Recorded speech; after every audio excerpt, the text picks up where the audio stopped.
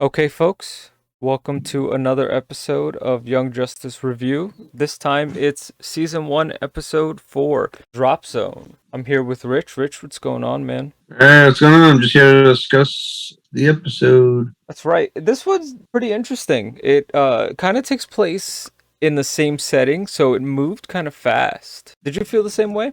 Yeah, for a little while, I was a little bored, a little bit. I Okay. did dislike it, but I think because it was in one setting, it felt fast, but also felt a little slow in some aspects, if that makes sense. It does make a lot of sense. What's interesting is we start in a sort of warehouse scene. Bane is there. We see these guys in masks, and we have Bane, which was kind of new to me, but also pretty cool because then you kind of get to see Bane a little bit. He's a little skinny. He doesn't have the venom yet, as we find out. That's right. The guys in the cloaks, they give him the venom. And Yeah, the guys in the cloaks have a name. Cobra. Cobra. So we get a first introduction of Bane. We get our first introduction of Cobra in this series. And they're the baddies of this episode. Yeah, and actually, I would like to point out that while it's our first interaction with Bane, it seems like our first introduction of Bane, I should say. It seems like he's not actually in this show, at least not yet. He's not in part of Batman's World Gallery. And yet here he is in Young Justice. No, I'm saying it just kind of almost seems like he's like a villain of the team. In this episode, the henchmen of Cobra, they give him the venom to make him big and strong. Bane's like, all right, well, what's the catch? And the guy tells him, there's no catch. But what we find out, they also have the blockbuster venom as well. And they try to pit Bane against him, this blockbuster guy. Well, it's just a regular dude, right? And he drinks the blockbuster venom. It's funny because on one hand we have we see what Venom does to Bane, and then we see what the blockbuster formula did in the second episode to that scientist. And in this episode, we kind of, with this guy, we see them combine and see what happens. Cobra is basically pitting Bane against their blockbuster. I guess just to see how it would work. I don't know if there's anything more to it. The guy who took the blockbuster venom basically just destroys Bane. That's our first So, interaction, our first sight. There's now something bigger and better out there aside from Bane's venom that can cause damage. And now it's being basically tested on other people. definitely. And the guy, let me just point out before, the guy that transforms into this, he dresses like he belongs in a Japanese anime. Yes, I caught that as well. Very feminine, but you kind of get the feeling he's not actually feminine. That It's kind shirt of was a the little too cropped up. Yeah, I mean, maybe he just said maybe he knew what was going to happen. He's like, screw it, I don't care. This is my sister's shirt. I'm going to run her. Yeah, I like the analysis. We go to the team flying, and then we get a flashback of sorts of Batman. Mission debriefing. Batman is debriefing the team, and he tells them, with Red Tornado there too, because he's the den mother, he lets them know, listen, this is a recon mission.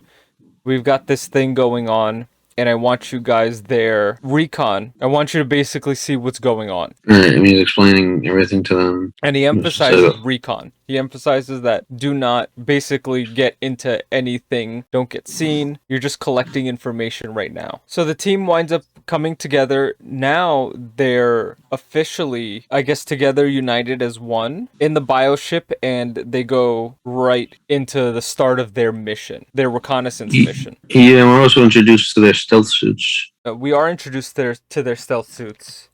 And they look pretty cool. It's all dark. Kaldor is the first one to go through the water, kind of cuts in.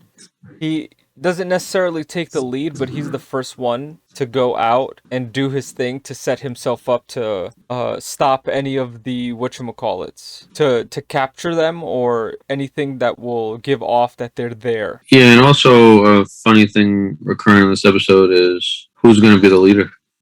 Right, that's pretty important. We find out eventually in the episode, but the team is now organized together. They fought with each other.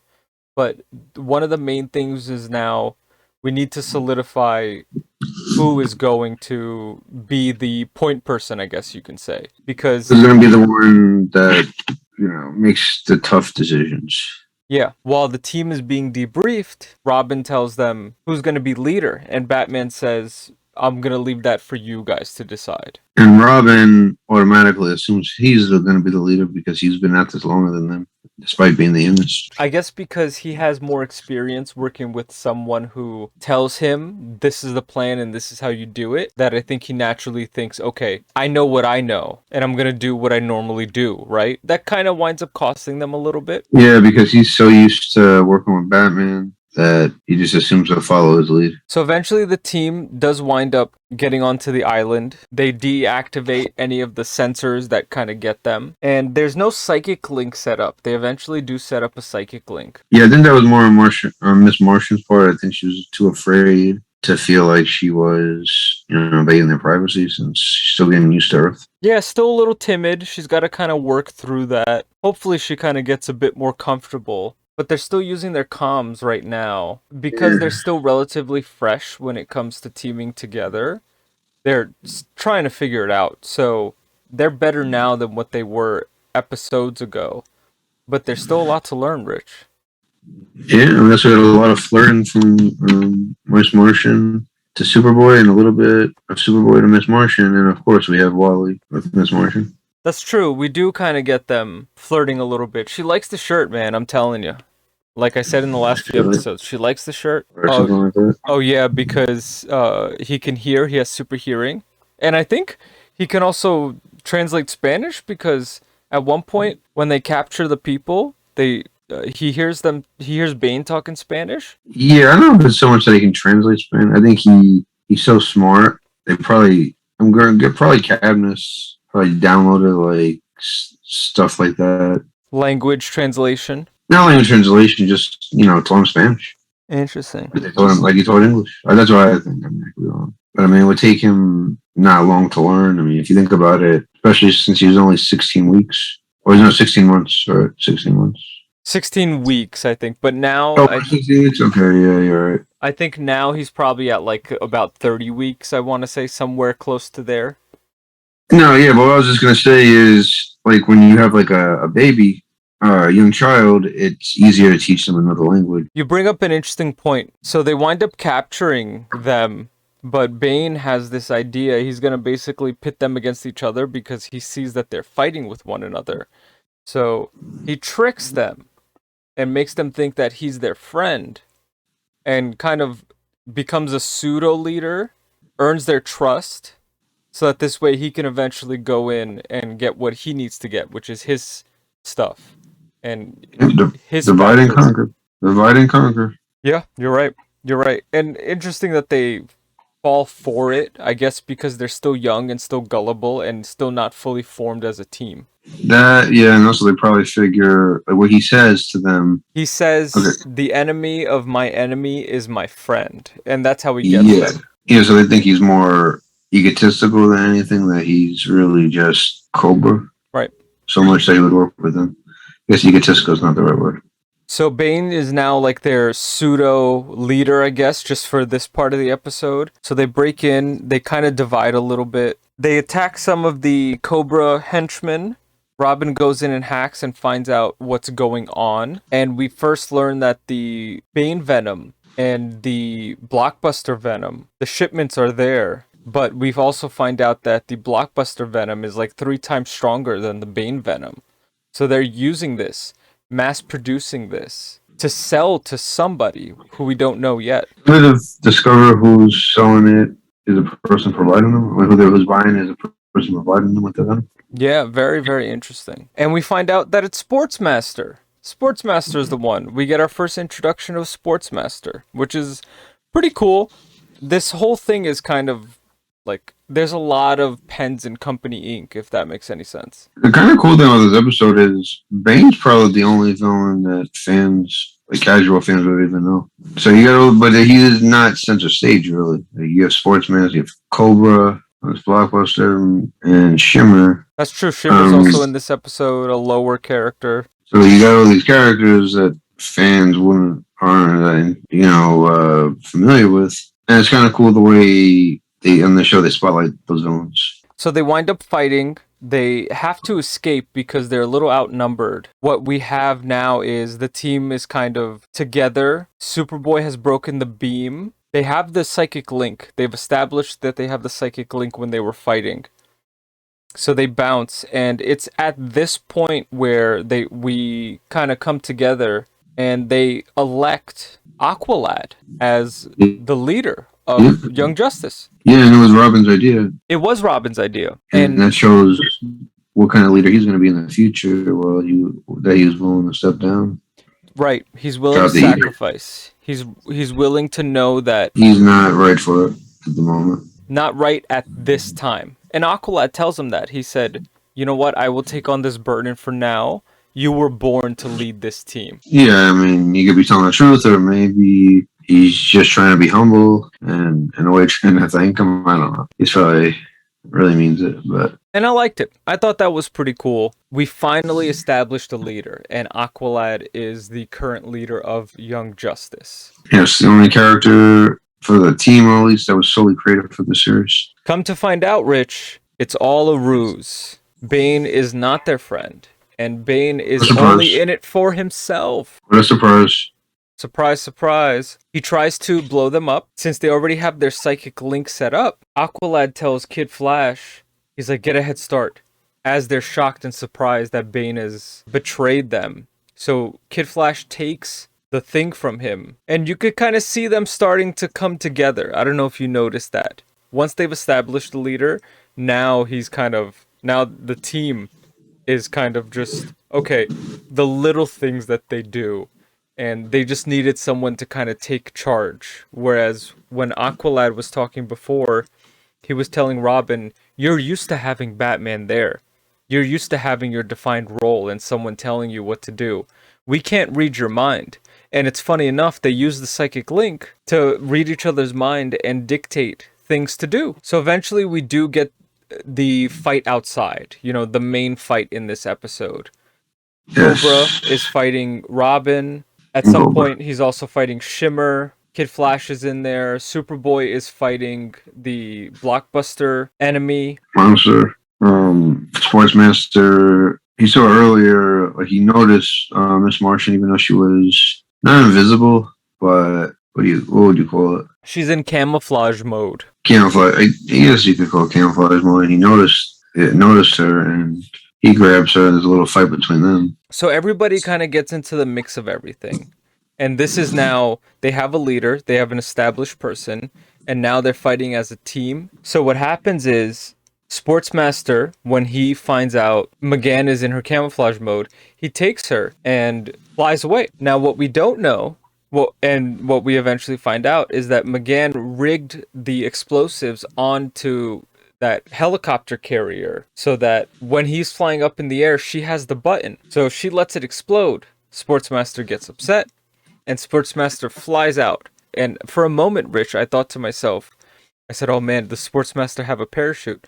But he winds up having a parachute. It was a thing where I kind of felt a little flaw-like. Does she know he has a parachute? I mean, I guess maybe she read his mind. That's a good question. Seems kind of a little murderous. Yeah, it does. It does, But they do this a lot in cartoons and stuff. When the villain gets away, they'll have the hero kill without actually thinking about it until a later episode when they fight or something, and then the hero spare their life. Tribute to so much going on, the writers have to fill it in somehow. So we get in this scene, we get Batman.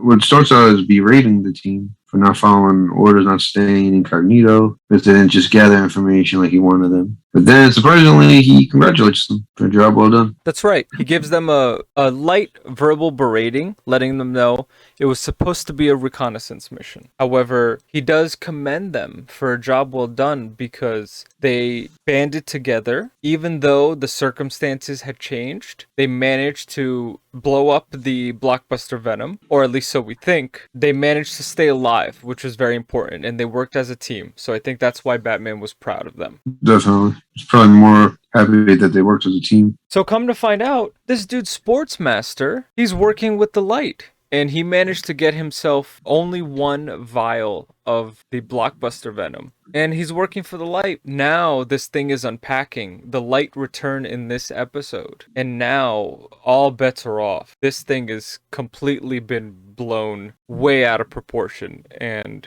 there's so many baddies in this episode. But now we're seeing the connectedness in everything that's going on. And the light, this blockbuster venom, Sportsmaster. So now I want to see what Sportsmaster has to provide, because he gets a little bit of time in this episode towards the end. Definitely, he's they don't do anything. Like, Greg Wiseman doesn't do anything by accident. So if he had time, it's not just he had, oh, we need to give a character time. It's a one-shot character. Right. He's meant to be more. So overall, Rich, to recap the episode, the team doesn't have a leader at the beginning, but they establish a leader at the end. They work together as a unit. We establish that the psychic link is a bit better than the comm link, because the comm link in their ear, sometimes it didn't work in certain areas and the team was apart. The psychic link really helped them. We have blockbuster venom. We have the regular venom. We have Sportsmaster working with the light, but also we have the team together.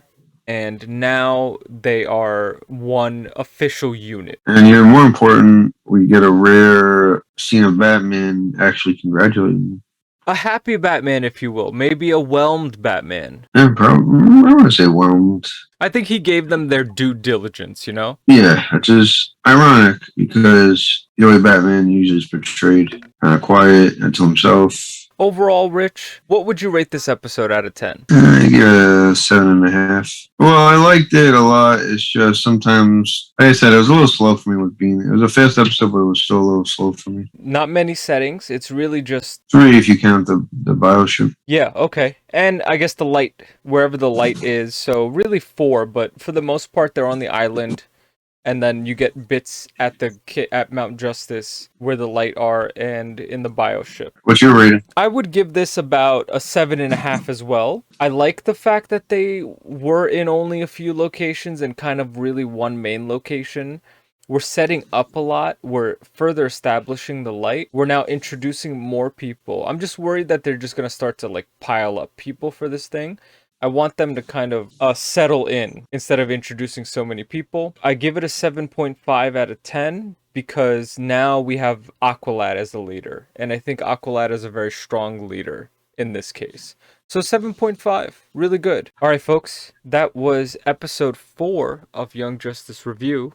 Next up will be episode 5. Stay whelmed. Talk to y'all later. Peace out, yo. Smoking.